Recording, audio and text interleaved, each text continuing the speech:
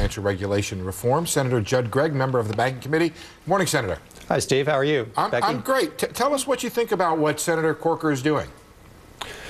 Well, I think that Bob is one of our best and smartest and most capable senators, especially on issues like financial regulation. And he wants to get something done. I can appreciate that. The issue, of course, for our side of the aisle is this consumer protection agency that the president wants to set up. And I think if Richard Shelby and Chris Dodd had been able to reach agreement on that, and I believe they had reached agreement on that, and the White House hadn't sort of pulled back the Democratic membership on that issue, we could all go forward in a bipartisan way. Because I think Chris Dodd wants a bipartisan bill. I know he's asked me to work with Jack Reed, and we've made very strong progress, Jack and I, on the issue of derivatives. So there's a lot of common ground here. This really isn't a partisan issue. This is an extremely complex exercise in getting governance right. And the only really big philosophical difference here is on the issue of how you protect consumers, and our resistance as members of the Republican Party to this Consumer Protection Agency being a freestanding autonomous agency, because we see that as separating consumer protection from safety and soundness. We also see it as creating a lot of problems because it could easily be populated by people who don't believe in the markets, don't believe in capitalism, believe in social justice. Senator Gregg, I just want to understand. First of all, my understanding was that Senators Dodd and Shelby had already agreed to make it into a single agency, inside of which, and the question was how much rulemaking authority it has. Senators Dodd, people told me that directly. Right. The difference of opinion was still that the Consumer Protection Agency would have been autonomous within an agency. Right, okay. In other words, it would have been maybe in the Treasury, but it wouldn't have actually been within the Treasury. It would have been a freestanding autonomous agency like the SEC or the FTC or the FCC. What I really want to ask you is if you support the process that Dodd and Corker have agreed to, which is take this thorny issue, consumer protection, and put it at the end of the discussion so it doesn't stop further progress.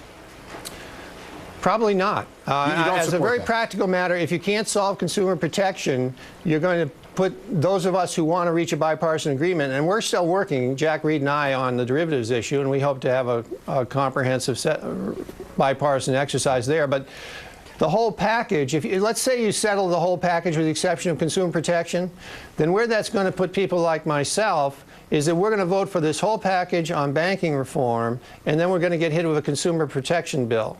And that's going to be politically an untenable position.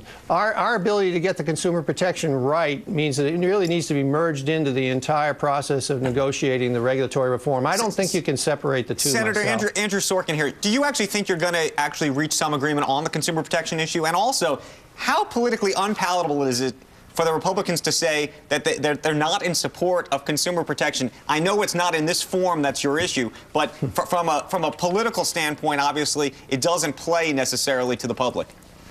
You know, Andrew, that's the problem, isn't it? That this is really about politics, not about the substance of getting it right. And you've just hit the nail on the head. You, as a reporter, are going to say, well, Republicans are against consumer protection because we're against a freestanding agency, when, in fact, substantively, you set up a freestanding agency, and you're probably going to find that the availability of credit for a lot of Americans will be dried up, will be chilled dramatically, because our concern and my concern is that that agency will not be responsive to safety and soundness, that it will be separated from the people who are responsible for making sure the banking system is strong. Senator, you are willing to not have resolution authority. You're willing to not have regulation over derivatives because you can't agree on this issue. In the wake of the biggest financial crisis in 70, but you're willing to say, you know what, since we can't do consumer, let's not do resolution authority. That's what you're saying. Steve, you didn't listen to me. But I understand why Joe gets so upset with you now.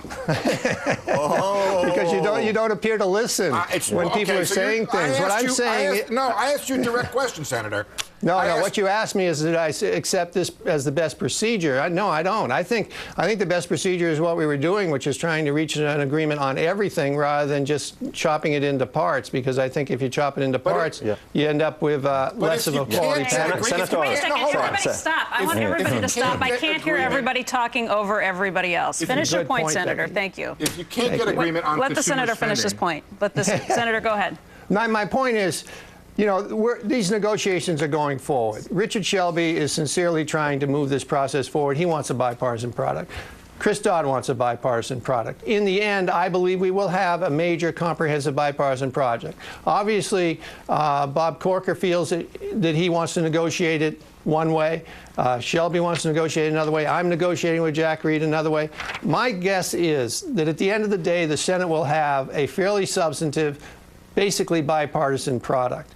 But how we get there, it's not absolutely clear. I'm not suggesting, however, that I want to pursue the Corker course. I'm suggesting that I want to pursue a course where everybody, all the Republicans are at the table negotiating with all the Democrats. Senator, this is Nuri Rubin. A different question.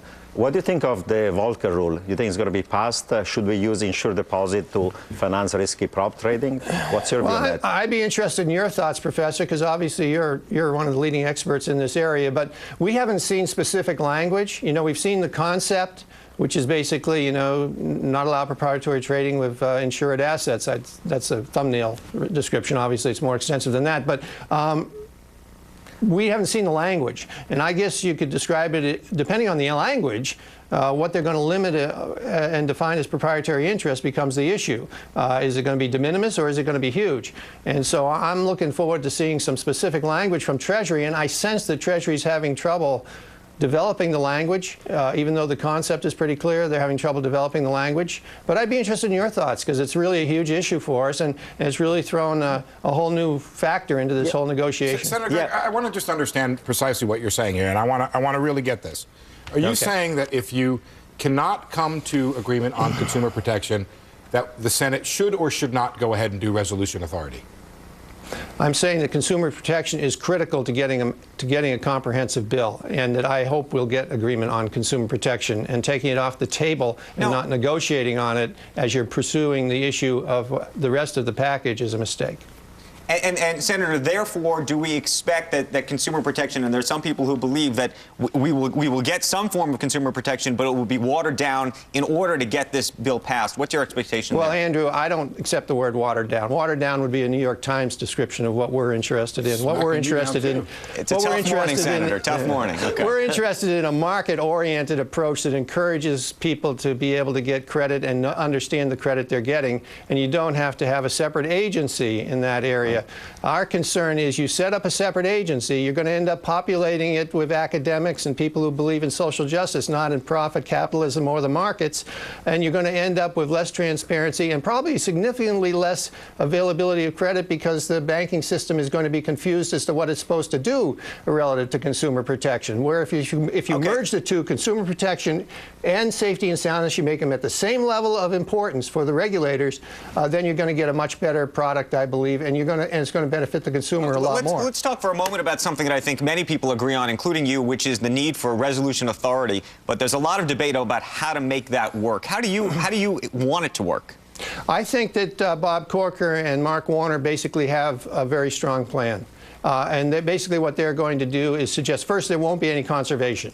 If you're in trouble, if you're at serious risk and you represent a risk to the marketplace and to the system, you're basically going to be resolved. You're not going to survive. Your shareholders are going to be wiped out. A lot of your bondholders are going to be wiped out. It's going to be done through some sort of adjusted bankruptcy proceeding, most likely, and there will be no survival situation here where these companies are kept alive. Too big to fail cannot survive any longer. We have to have a system where there is no moral hazard there, where the government isn't seen as being on the line for large institutions which have failed. Senator, I want to ask you about the jobs bill. We just spoke about that. We just talked about this greatly scaled down bill that's being passed for $15 billion. It's being criticized by some in your party for being too scaled down, but you're attacking it from the other angle. You think it's... Absolutely. Well, it's a misstatement to say it's $15 billion. It scores at $80 billion on the highway side, unpaid for. That's $80 billion of additional debt being put into our system. We don't need that.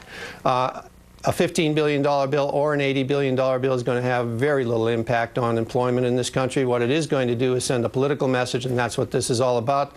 But the cost of that political message is, as I say, $80 billion of new debt, and we can't afford that. You want to do something constructive for the American... Should Washington sit back and do nothing about jobs, though? I mean, you're talking about unemployment. No, absolutely not.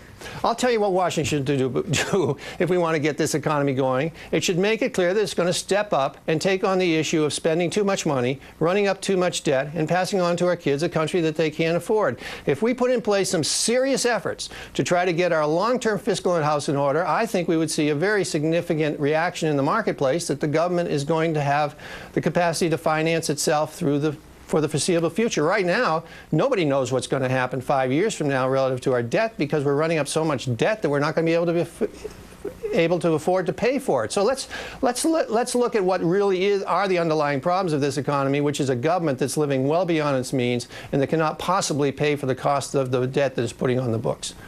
Senator Gregg, thanks for joining us this morning. Thank you. Always a pleasure, Steve. Really? Yes, of course. Really? Of course. It's fun. I appreciate it. Thank you. Okay. Becky. All right, coming up.